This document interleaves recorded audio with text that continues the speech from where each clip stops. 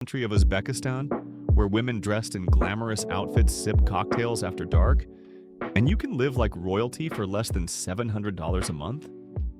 From banned polygamy to secret weddings, from golden teeth to daredevils walking tightropes in the name of tradition, we're about to uncover 15 incredible facts about Uzbekistan that no one has ever told you before.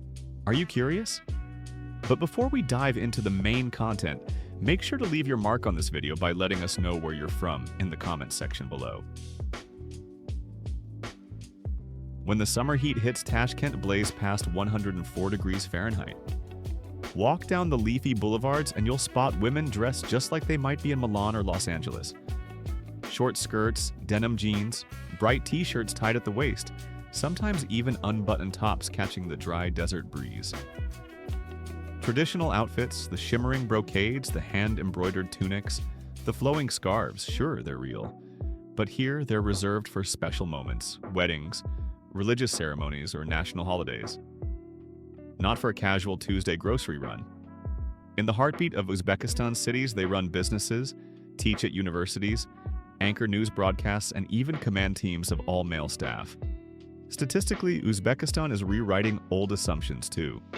As of 2025, 17.5% of the country's politicians are women, ranking third among all former Soviet nations, right after Belarus and Latvia, and soaring ahead of Russia's modest 9.8%. Today, more Uzbek women are open to dating and even marrying foreigners. Are you impressed by the women of Uzbekistan? If so, comment with the number 8, and we'll reveal more about how you can get to know them. But have you ever wondered if the rumors about multiple wives and secret second marriages are true? What's coming next will surprise you. When you hear that over 90% of Uzbekistan's population is Muslim, you might wonder, is polygamy a part of everyday life here? By law, Uzbekistan strictly prohibits polygamy. If a man is caught living with more than one wife, whether or not he held a traditional wedding ceremony, he faces serious consequences, administrative penalties, even criminal charges. In the cities especially, most Uzbeks today strongly oppose the idea of multiple wives. The modern lifestyle, education, and the pull of global values have changed mindsets.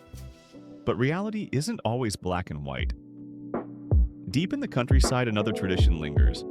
According to Islamic law, a man may have up to 4 wives if he can treat them all equally and provide for them financially.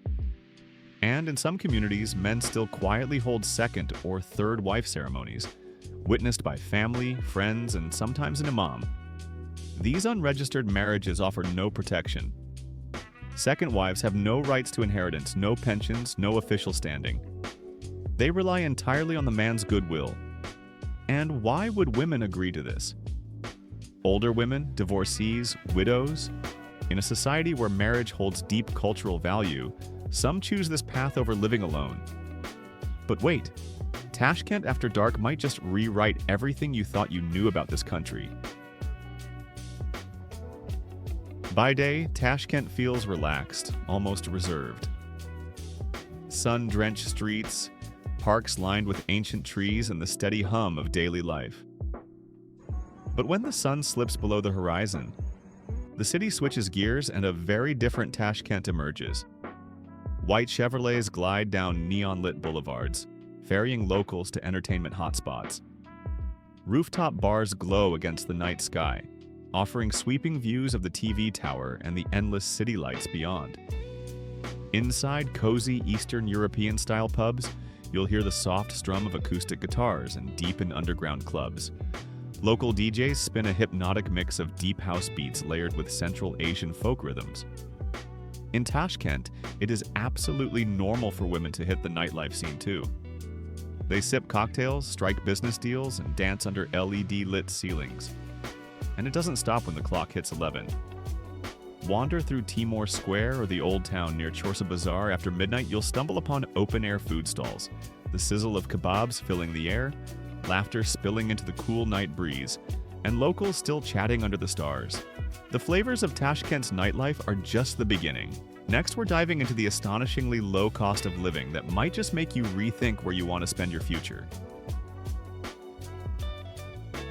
When it comes to cost of living, Uzbekistan is one of the best-kept secrets in the world, especially when you stack it up against the United States or Europe.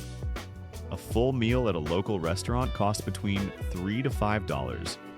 If you are feeling fancy and crave a Western-style steakhouse, even that will only set you back about $10 to $15. Craving a cappuccino? It's yours for about $1.50, a sweet deal compared to the $5 brews at Starbucks in Los Angeles. Now, rent. A one-bedroom apartment in central Tashkent costs anywhere from $250 to $400 per month. Move a little outside the center and prices drop even further. $150 to $250 for a comfortable place. Utilities like electricity, water, high-speed internet, and gas? All bundled together, you are looking at $40 to $60 monthly. The internet alone, unlimited and fast, will only cost you about $10 to $15 a month. Transportation? Practically pocket change. A bus or metro ticket costs just 15 to 20 cents per ride. City taxis will typically run between $2 to $4 for most destinations. Even if you decide to rent a car, gas prices hover around $2 per gallon, nearly half of what you would pay in most American cities. Put it all together, and the total monthly living cost for a single person living comfortably in Tashkent usually falls between $500 to $700. No wonder Uzbekistan is quickly becoming a magnet for freelancers, retirees, digital nomads, and adventurers from around the world. Are you interested in visiting or settling in Uzbekistan? If so, comment 1 to let us know you're still following our content. Coming up next, we dive deep into the country's most mouth-watering secret, why Uzbekistan might just be a hidden paradise for food lovers. At the heart of every feast here is one dish: plav. Plav is a rich, slow-cooked rice pilaf, loaded with tender lamb, sweet carrots, fragrant onions, and whole cloves of garlic. Across Uzbekistan, there are over 60 unique variations of plav. In Tashkent alone, some traditional weddings serve plav from pots so massive, they feed over 1,000 people. In fact, Uzbekistan holds a Guinness World Record for cooking a plav that weighed more than 15,000 pounds using a crane to stir the colossal dish. Here, bread, or neon, is treated almost like a sacred gift. There's a deep-rooted belief that placing bread upside down or letting it touch the ground disrespects the blessings from heaven. Each region bakes its own style of naan. In some places, you'll find round, golden loaves. Elsewhere, artisans press intricate geometric designs into the dough using carved molds, turning every loaf into a piece of edible art. And if you think Europe has the monopoly on strange cheeses and drinks, Uzbekistan has its own answer: kumis. Kumis is fermented mare's milk, a lightly alcoholic, cloudy white beverage with a flavor sour, creamy, strong, and unforgettable. And up next, we're stepping where centuries-old rituals of steam, stone, and soul cleansing still thrive today. But first, don't forget to take 5 seconds to subscribe to the channel and turn on the notification bell so you never miss our latest and most exciting updates. Welcome to the hammam, the traditional Uzbek steam bath. This tradition runs deep, all the way back to the era of the Silk Road, when merchants, scholars, and adventurers traveled across continents and needed places to rest, refresh, and heal. Many of the hammams you can visit today, especially in Bukhara and Samarkand, are over 600 years old. Step inside and you'll see massive stone domes pierced by tiny star-shaped holes that let in shafts of golden sunlight. Beneath your feet, hot water flows from natural underground springs, filling the air with a misty warmth. And you can catch the subtle perfume of herbs drifting through the steam: mint, eucalyptus, maybe a hint of wild thyme. Uzbek hammams buzz with conversations, laughter, and the clatter of teacups. In some regions, it's tradition for a bride to visit the hammam with her mother and close female relatives before her wedding day. They bathe together, washing away old worries and bad luck, stepping into their new life cleansed, blessed, and renewed. Stick around. Next, we dive into the world of giant wedding rice pots and farewell dances you'll never forget. Here, a wedding's a village-wide event. where neighbors, relatives, and old friends gather at the crack of dawn to prepare a feast together. The gathering usually starts before sunrise, at the groom's family home. Each man has a role. Some chop mountains of carrots, their hands moving fast and sure. Others grill juicy chunks of lamb over roaring fires. A few stoke the flames under a massive metal pot, so big it can stretch up to 5 feet wide. Around it, there's the hum of folk music, the clinking of teacups filled with hot green tea, and the low murmur of old stories being retold for the 1,000th time. Here, the act of cooking together about blessing the marriage, strengthening bonds, and honoring the shared history of everyone involved. By the time the bride and groom arrive dressed in shimmering silk and beaming with pride, the giant pot of plov is ready, a dish heavy with spices, memories, and the hands of a whole village. Farewell dances break out, not the rehearsed, polished ones you see at wedding halls, but spontaneous, joyful bursts of movement, music, and laughter under the stars. Next, we climb into the thrilling world of Uzbekistan's ancient art of tightrope walking, and trust me, it's not for the faint of heart. Who would willingly step onto a thread-thin rope, suspended high above the earth, just to earn a few cheers? It sounds insane, but in Uzbekistan, it's a celebrated tradition, one that stirs just as much pride as soccer victories or lavish weddings. Meet Darbaz, the breathtaking, nerve-wracking art of tightrope walking. At every major festival, from Navruz to Independence Day to bustling summer village fairs, you will find a Darbaz performance at the heart of the celebration. The performers, usually clad in flowing, white embroidered costumes and soft, slipper-like shoes, step onto ropes stretched between towering buildings or across massive open-air stages. Sometimes those ropes soar up to 160 feet high, about 50 meters.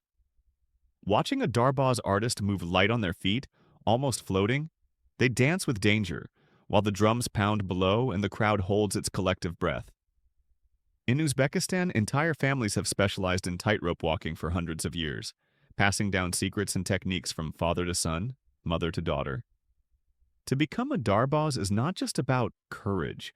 It's about honoring a lineage, protecting an art form, and inspiring. Coming up next, we uncover a shimmering tradition where wealth is worn not around the neck, but inside the mouth. Uzbekistan is home to the Murantau gold mine, one of the largest open-pit gold mines in the world. Walk through a rural town or a buzzing bazaar, and if you catch a glint of sunlight from someone's mouth, you're witnessing one of Uzbekistan's most unique traditions. Gold teeth. For generations, gold crowns and gold fillings have been seen as a symbol of prosperity, much like an expensive watch in the West. The more gold shining in your smile, the higher your social standing. Especially among Uzbek women in rural areas, a golden smile is a thing of pride. When they speak, laugh, or sing, their teeth flash like tiny treasure chests, turning ordinary conversations into something almost cinematic.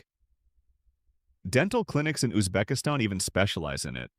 You can order gold crowns, gold braces, or even tiny engravings, delicate patterns etched onto your molars for a truly custom sparkle. They serve a practical purpose too, a portable savings account. If hard times ever strike, you can sell those golden teeth for cash. Today, in the bigger cities like Tashkent and Samarkand, younger people lean towards sleek, modern white smiles. But out in the countryside, where traditions run deeper than fashion trends, a golden grin remains forever in style. It's a tradition that blends beauty, practicality, and heritage, flashing proudly in the sun, across bazaars, weddings, and market stalls. Uzbekistan's passion for gold doesn't end with jewelry or teeth. Next, we dive into a vibrant world of costumes, drums, melons the size of footballs, and celebrations that make New Year's Eve look tame. From spring through winter, Uzbekistan bursts alive with festivals, where music, dance, and ancient customs create a cultural fireworks show few outsiders ever get to see. Navruz, held every year on March 21st, marking the Persian New Year and the first day of spring. Across the country, streets flood with folk dances, giant plov feasts, and the sweet scent of sumalak, a porridge made from young wheat, lovingly stirred for 24 hours as a ritual cleansing for the year ahead. Come May, it's time for the Silk and Spices Festival in Bukhara, one of the Silk Road's most legendary trading cities. You can stroll through bazaars selling shimmering silk, hand-thrown pottery, bundles of exotic spices, and traditional musical instruments, while parades of performers in embroidered costumes bring the ancient merchant spirit roaring back to life. In summer, another unexpected treat. Melon Day in Karakalpakstan. Locals proudly show off melons large and so sweet. The air fills with the syrupy scent of ripe fruit as contests crown the best, the biggest, and the most fragrant melons of the year. As the heat softens into crisp autumn, the energy moves to the Samarkand Cultural Festival. Held at the majestic Registan Square, this event draws artists from over 50 countries, showcasing traditional music, ancient dances, and fashion shows inspired by centuries of Central Asian craftsmanship. And if you're a film lover, October is your month. The Tashkent International Film Festival, the largest in Central Asia, transforms the capital into a creative hub, screening art films from around the world inside grand Soviet-era theaters. Up next, we step inside the iconic yurts and mud brick houses that have sheltered generations in the desert winds. In Uzbekistan, you will find yurts, round white tents made of felt and wood, dotting the landscape like scattered pearls across the desert floor. These yurts are cool in summer, easy to set up, and speak to the nomadic spirit of the region's ancestors, Uzbeks, Turkmen, Kazakhs, and Kyrgyz, who once roamed the vast Central Asian steppes. Even today, you'll find yurts set up right in people's backyards, serving as summer living rooms, cozy spaces for afternoon tea, lazy naps, and lively small gatherings.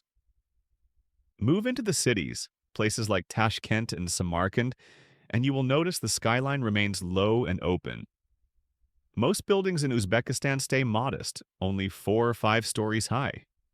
And there's a smart reason for this. Uzbekistan sits in a seismically active zone, prone to earthquakes. Low-rise construction isn't just a choice, it's a matter of safety and survival. The result is airy cityscapes filled with sunlight, wide courtyards, and neighborhoods that feel open. In Uzbekistan's wealthier neighborhoods, the upper class builds legend-inspired mansions, blending Central Asian design with European flair. Picture marble walls, decorative domes, glittering fountains, and even gold-plated gates glinting under the desert sun. In some parts of the world, tea is just a beverage, a quick morning ritual, or an after-dinner treat. But in Uzbekistan, tea is something far greater. Every meal here begins and ends with hot tea. Even between meals, it is common for Uzbeks to gather for 5 to 7 cups a day during midday chats, surprise visits, or lazy afternoons. But for first-time visitors, there is a custom that can feel puzzling. In Uzbek culture, a partially filled cup means stay, relax, enjoy. It invites you to ask for more, to keep the conversation flowing, to share your stories, to build trust. But if a host fills your cup to the very top from the start, that could be their polite way of saying, "Thank you, but it is time to leave soon." Across the cool, fertile Fergana Valley, you'll often be served mild green tea, sometimes steeped with fresh mint leaves for an extra burst of freshness. Meanwhile, in Uzbekistan's western desert regions, tradition leans towards strong black tea. Bold, earthy, and often paired with sweet jam or dry bread, sipped slowly as the sun blazes outside. And serving the wrong kind of tea here can be considered a small faux pas, a sign you have not yet learned the delicate art of local etiquette. Tucked deep in the heart of Central Asia, Uzbekistan is one of only 2 countries in the world, along with Liechtenstein, that is double landlocked. It means not only does Uzbekistan have no coastline of its own, but every single country it borders is also landlocked. To reach the open sea, you would have to cross at least 2 different countries. With an area of about 173,000 square miles, roughly the size of California, Uzbekistan is the 3rd largest country in Central Asia. The name Uzbekistan itself means land of the Uzbeks, and today over 80% of its more than 35 million people belong to this proud ethnic group. Uzbekistan boasts a literacy rate of nearly 99%, a figure that rivals some of the world's most developed nations. The official language is Uzbek, a Turkic language written in Latin script today, but Russian is still widely spoken, especially in business and urban life. Uzbekistan's climate writes another chapter of its identity. The country enjoys up to 265 sunny days a year, but it's a land of extremes. Summers scorch at temperatures soaring to 113 degrees Fahrenheit. Winters bite sharply, dropping below 4 degrees Fahrenheit. And yet it is this very harshness that produces some of the world's sweetest melons, a natural treasure locals proudly showcase each year. It was once a thriving hub of the Silk Road. Today, cities like Tashkent, Samarkand, and Kokand still whisper those tales, their colorful domes, intricate mosaics, and lively bazaars standing as living memories of a time when the world passed through here. Karakalpakstan covers nearly 40% of Uzbekistan's total land area, making it about one-third the size of the entire nation. Yet, despite its size, it remains internationally recognized as part of Uzbekistan. The population here is small, just about 2 million people. They have their own parliament, their own constitution, and until recently, they even had a special clause allowing them to hold a referendum for independence under certain conditions. It was removed in 2022 by the central government, an act that sparked widespread protests across the region. Life in Karakalpakstan is tough. There are few resources, limited industries, and almost no tall buildings to speak of. People who still depend on herding and fishing for survival. Yet, in the capital city of Nukus, you'll find one of the world's most unexpected treasures, the Savitsky Art Museum, home to tens of thousands of avant-garde paintings, secretly preserved through decades of political upheaval. Today, many Karakalpak families send their sons and daughters to other parts of Uzbekistan in search of better jobs and brighter futures. But the yearning for greater autonomy, maybe even full independence, still whispers through the streets, the fields, and the open deserts. In Uzbekistan, Chevrolet is not just popular, it is practically the national car. Back in 2008, General Motors struck a major deal with the Uzbek government. Together, they opened a huge factory in Osaka, which now produces over 250,000 vehicles every year. Because of local production, Chevrolets are affordable for everyday Uzbeks. Most import taxes are waived, meaning a brand new car can cost as little as $7,000 to $14,000, a huge deal in a country where the average annual income is still under $2,500. Other foreign brands, Toyota, Honda, Volkswagen, still exist here, but they are considered luxury items. Thanks to heavy taxes and high import fees, their prices can run 1.5 to 2 times higher than a locally made Chevy. It is common to see entire neighborhoods where almost 4 out of every 5 vehicles are Chevrolets, from compact Spark models to sturdy Captiva SUVs cruising down Tashkent's sun-soaked avenues. For many Uzbeks, owning a Chevrolet is more than just having a car.